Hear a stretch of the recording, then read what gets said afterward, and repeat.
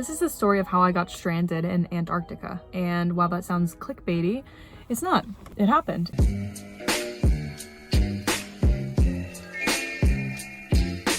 What's up, guys? My name is Taylor Bell, and this, you might notice, is a little bit different of a video format. I've never filmed in my car before, but I filmed this video at like an hour ago, and sometimes I just come out from filming and just feel not so confident, feel like I just didn't tell the story very well, so I am impulsively deciding to film it again. And while this set, it's not a set, but while it's not a set, I feel like I can probably tell the story a little bit better now. So this is the story of how I got stranded in Antarctica. And while that sounds clickbaity, it's not. It happened. And it was scary, yet not probably, the coolest thing I've ever done. Not the stranded part, but going to Antarctica. Ooh, lioness looking. This will get flat in like 2 minutes because I need to wash it. Anyway, so the context that you need to know before I get into the actual Antarctica portion, and do watch this because it makes the story make sense. I guess first context point is that I've always been an outdoorsy person. I always will be. It's who I am. But no, growing up in LA, you are within an hour or two of pretty much every single kind of biome possible. So you can go to the mountains, you can ski, you can go to the desert, you can go to the ocean. Pretty much anything that you want to do is within an arm's reach, or within a 2-hour drive more specifically. So I grew up going to Joshua Tree National Park every single year to go climbing with my brother and hiking with my family. Grew up going to Yosemite most years, and without fail going to Moab, Utah every single year, which is one of the beautiful and amazing national parks. Or I guess Moab's a city, it's technically not a national park, but it's an area in Utah where all those beautiful national parks are. And we're big ATVers, so we went ATVing every single year. And I've also done a couple exotic things like climbing in the Alps in Austria, which was breathtaking, and been to Patagonia. So all of this is to say that I am an outdoorsy person, and I'll pretty much jump at any opportunity to do a outdoor related activity or an adrenaline pumping type activity. That's what I like. So anyway, fast forward to, or not fast forward, but I now take the story to when I started college at Penn. I started as a freshman in 2016, and of course there's a good amount of outdoorsy people, I guess, but I felt like I kind of had to seek them out to kind of bond with over that similar interest, hobby, whatever. So I kind of naturally gravitated towards like the climbing club, the hiking club, things like that during the first month of school when you sign up for clubs. But I quickly realized that those clubs were really just, as the name suggests, like a hiking club. They would go and drive like an hour outside Philly, every 3 weekends or something, and just go hiking together. There was no real leadership aspect involved. So I wasn't all that intrigued just doing that. I wanted some kind of leadership experience with whatever I signed up for. So I asked one of my friends who was a year older, who I met through climbing, he's also a climber, what he did to kind of get his outdoor fix while going to school in a city. And he told me about this program called Wharton Leadership Ventures. So really quick, and I don't mean to sound like an infomercial, but it is important context for understanding the Antarctica portion of the story. Wharton Leadership Ventures is essentially a program in Wharton that teaches undergrad students leadership through experiential learning. So the way this program was actually founded was after the Enron scandal. A lot of the accountants responsible for that went to Wharton, and one of the Wharton professors realized, okay, this is a problem. We need to be teaching students, ethics and how to be in a leadership role properly. So he founded this program and thought that experiential learning in the outdoors would be a good way to kind of teach some of these values. So long story short, I applied to be in the program, and spoiler alert, I was accepted. And by the time I was a senior, a year ago, I was the chair of the program, and I was gearing up for the Antarctica expedition. So yes, this program teaches students experiential learning by going to insane places in a good way, like trekking through Patagonia, canyoneering in Utah, and trekking through Antarctica, which is of course who can say it's the coolest one? It's the most extreme one. Antarctica, you're going to the bottom of the world. It's pretty crazy. So I was chosen to lead the expedition. And when I say lead, I don't mean to sound like I'm an expert or anything. I'm in the WLV program, so I'm basically the student leader amongst the other students, but I had never been there before either. It's not like I had an upper hand on the other students who went. I just had taken these leadership courses and learned ropes along the way of my 4 years being in this program. Anyway, so I'm gearing up for Antarctica in December of 2019, so 1 year ago, and that means getting all the gear ready to go, making sure that I have all the proper layers, sleeping bag, sleeping pad, everything I'm going to need, because I run really cold, so I knew I would have to make sure I was packing properly. And oh, there's a guy.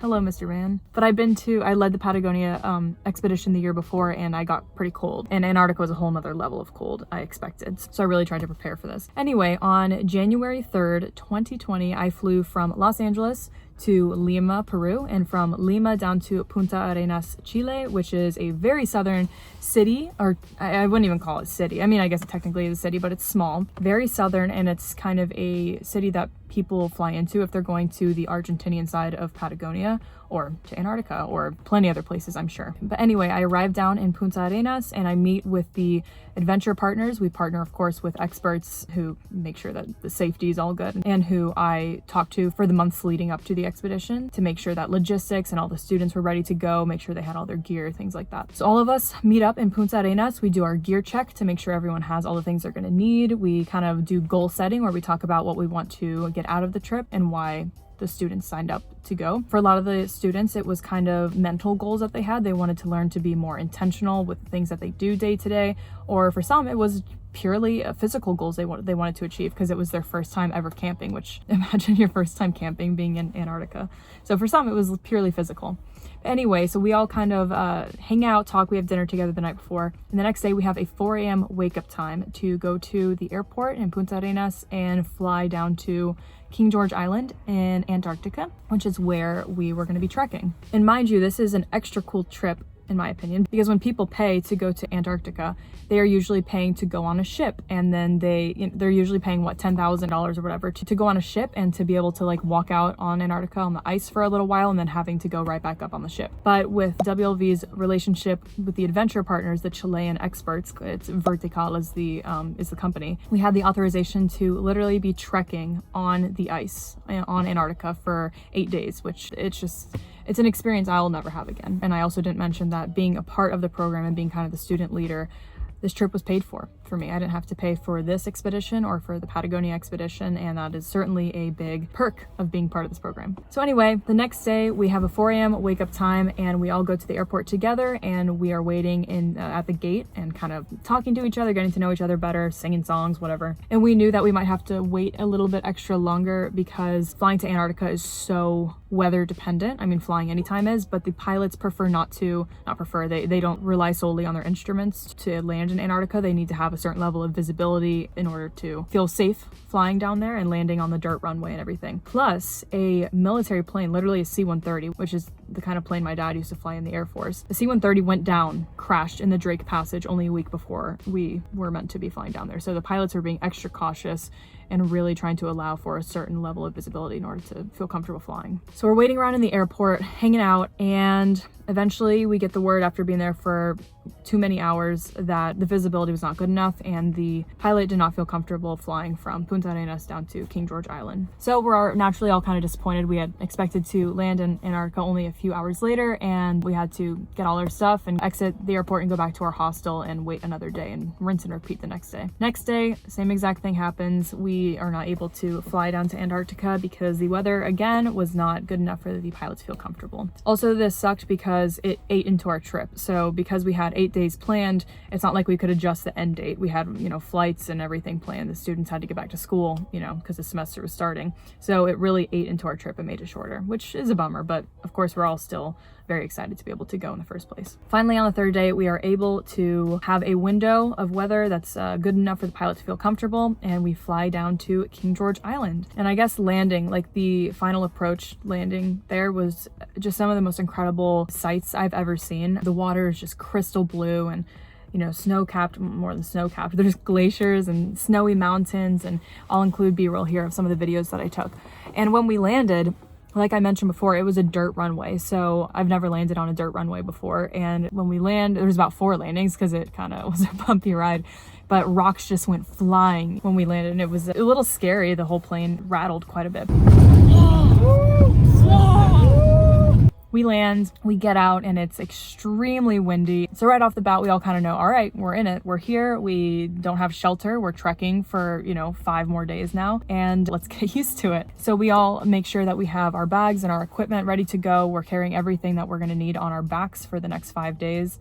And we start our trek. So the first day was pretty chill. We just trekked 2 2 hours maybe, not even, to our first camp spot. We set up our tents, we cooked ourselves dinner, and nothing's prepared for us, by the way. It's all on us. Like I said, we carried our food on our backs, our stoves, everything. So it was legit. It wasn't glamping by any means, if I wasn't clear about that before. So we all get to our first camp and we kind of talk about our goals, and we're finally here. How do we feel about it? What do we hope to achieve over these next few days? You know, just kind of tone setting for the rest of the trip. So we all go to sleep that night. The next morning we wake up and we all make, you know, whatever food we eat. Me and Oliver, the other leader on the trip, we made oatmeal in our tents every morning because just easy to boil water. We just grabbed snow in our Nalgene bottles and just boiled it, and then that was our water. Made some oatmeal, packed up our tents, and we were off. So the second day we trek to a very northern part of the island, which was gorgeous. I'll never see anything like that again. There was so much wildlife, actually, so many little penguins, which, yeah, I saw penguins. And you're not supposed to touch them because you don't want to introduce new bacteria. You don't want to leave a print on the place. You want to leave it just how you found it. So you're not supposed to approach the wildlife. But the wildlife approached me. One of the penguins kind of came up and like picked at my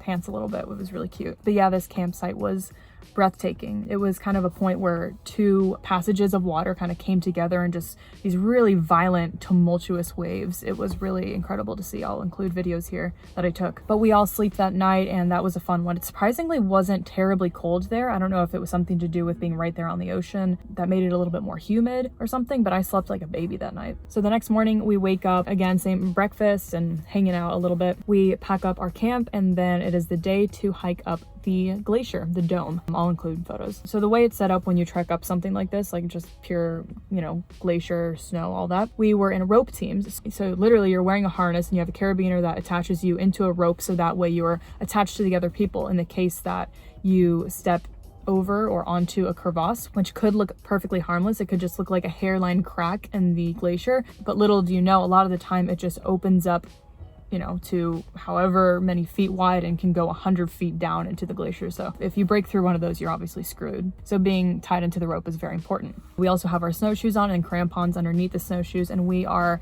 trekking up the dome. It's a dome, like a glacier. I'll try to include photos. And it's a couple hours to get to the top. Once we finally get there, it's pretty windy, but the visibility is really nice. We can see like mountain formations and water in the distance, and it's gorgeous.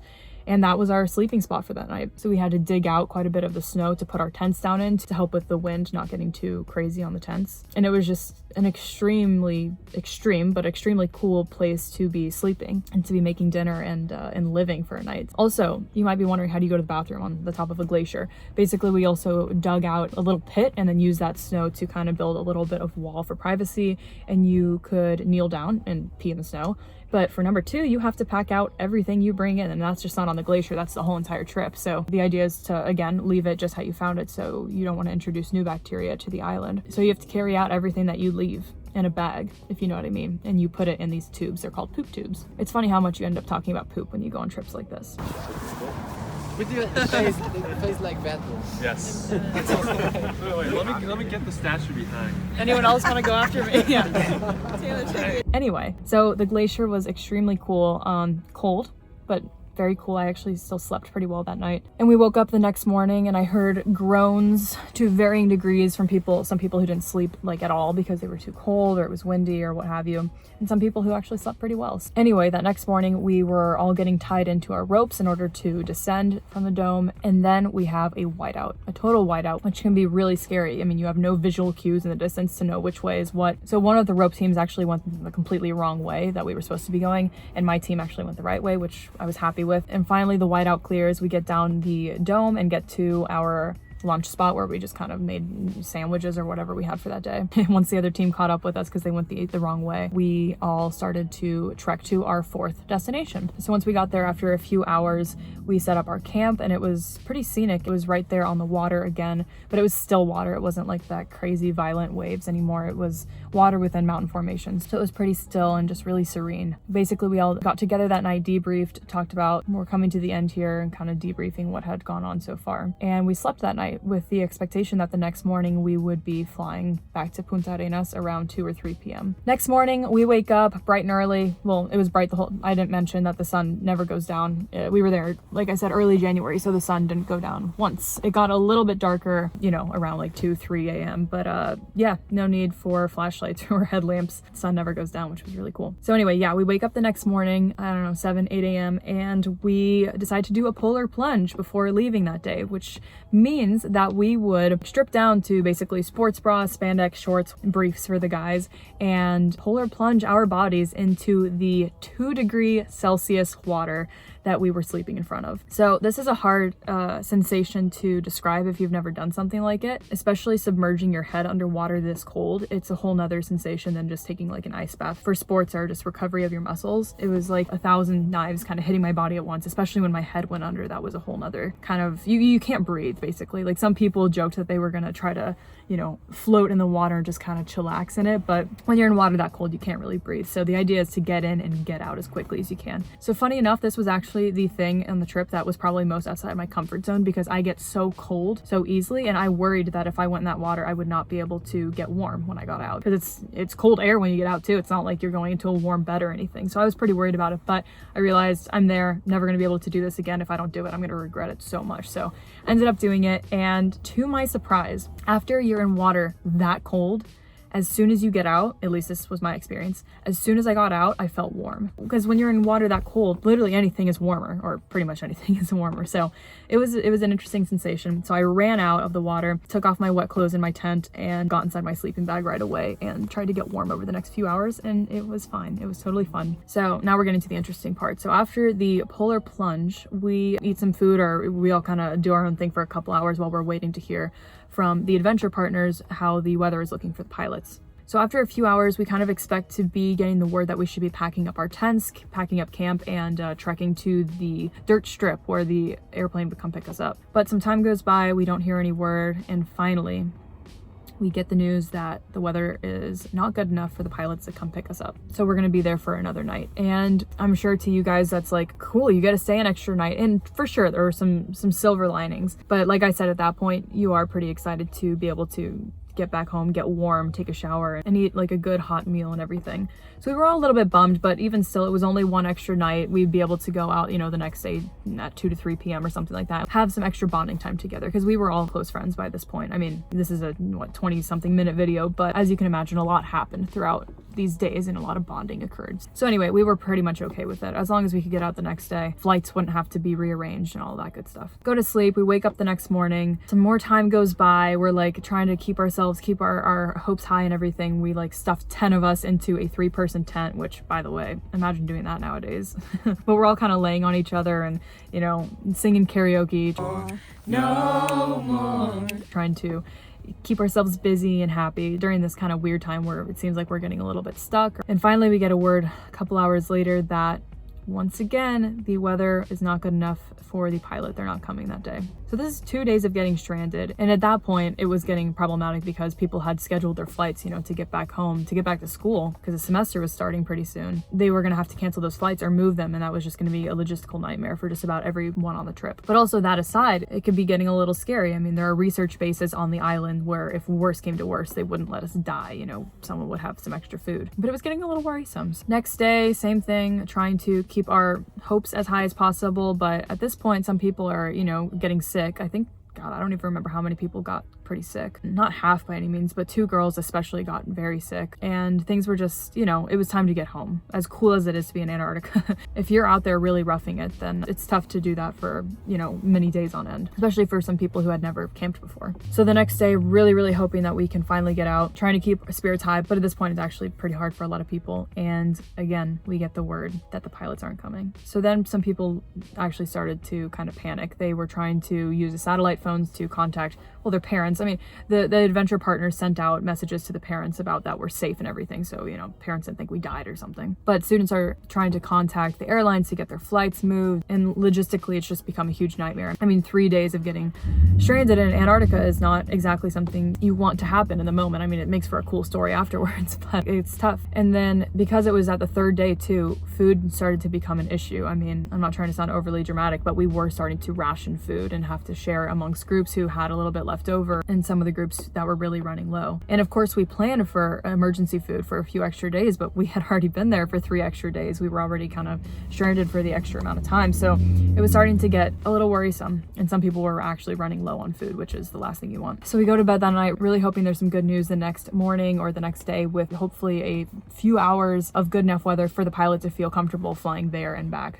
you know, flying to Antarctica and back to Punta Arenas. Finally, we get the good news that the weather, there is a big enough window for the pilot to come, and it's music to our ears. We're ready to get out, take a shower, get in bed, and feel warm again. And of course to eat. So we pack up our tents, get everything together, and we trek to the dirt landing strip where the plane is coming to pick us up. We get there, the plane lands, we get on the flight, and there was actually some food. They brought some food on the plane, and that was just, you can imagine how good that food tasted. So we're all just so happy. And when we get back, we were all, you know, first thing shower and then all have dinner together in this one of 3 main restaurants in the small town of Punta Arenas. And we ended up having a really nice time. And then of course, eventually we get back to school and we see each other again and everything. And that is how we got stranded in Antarctica for 3 extra days. And despite getting stranded, it was the coolest thing I think I have ever done and probably will ever do, at least for a long time. And not to get too deep, but somehow it was those 3 extra days at the end, despite how I might have made them sound, that ended up being my favorite days. There's something about going through adversity like that with people that brings you closer, and that makes the experience that much more rich and valuable for you as a person. And of course, there's so much of the story that I had to leave out just to make this a not 2-hour long video, but a lot of leadership lessons came out of this too, and it was incredible. It was absolutely incredible. And also telling this story, just even thinking about it in my mind right now, makes me realize how much I miss people. It is something that I will never take for granted again with everything that's happened. At least I hope I don't. And I'm just so thankful that I got to experience something like this. So anyway, I am happy to expand on this story or talk about it another time, because like I said, this could have been a 2-hour long video if I really went into all the details, but it was incredible. And